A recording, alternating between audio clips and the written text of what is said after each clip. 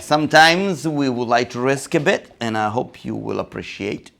Risking means giving you something a bit unexpected, especially when we talk about wines are crossing the border with one style and the other. And when we talk about sparkling reds, usually that's it. So please, please, please open your mind.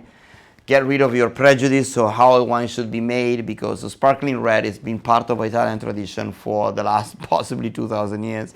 Lambrusco was firstly registered in 1455, and it's called Vino di Spuma. You have to consider that bubbles are somehow part of the fermentation process. When you ferment a wine, CO2, the yeast eat the sugar and release CO2. The reason why the wines are not sparkling because the bubbles evaporate in the fermentation process.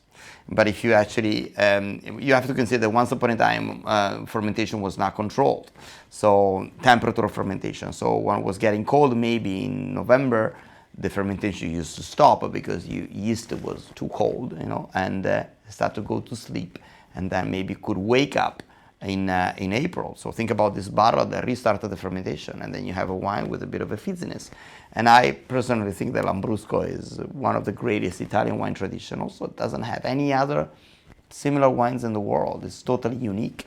And so when Riccardo, which possibly make one of the best Verdicchio, which is a white wine of the area, from Marche, so we are east side of Rome, on the east coast, not on the west coast, northern than Rome.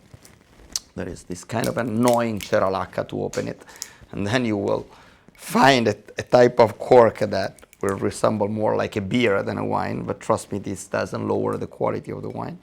Actually, this type of cork seems to be one of the best cork to preserve a sparkling wine, better than the wood cork, the bark cork.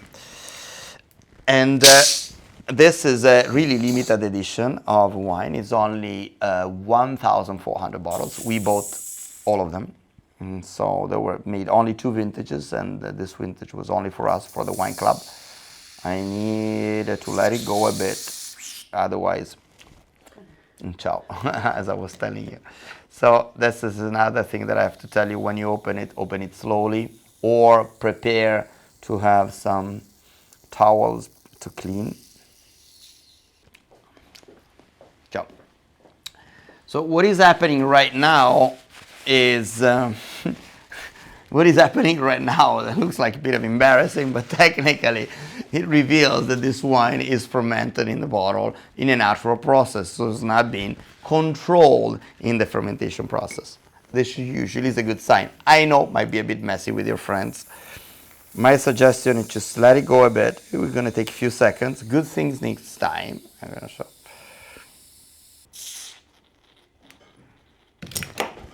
Okay, so we finally made it. And so don't be scared. I know there will be some people complaining about this because, we want things ready and easy. But this is not a chicken McNuggets, so it's not a fast food. It's a wine that has been naturally sparkling, so it means that they don't add any extra sugar. It's just a young wine, non-fermented wine in the bottle. This creates a natural fermentation in the wine, which is a good thing. It means that you don't have sulfites, you don't have a headache tomorrow, everything is natural. They do not alter the flavor of the wine with extra flavors.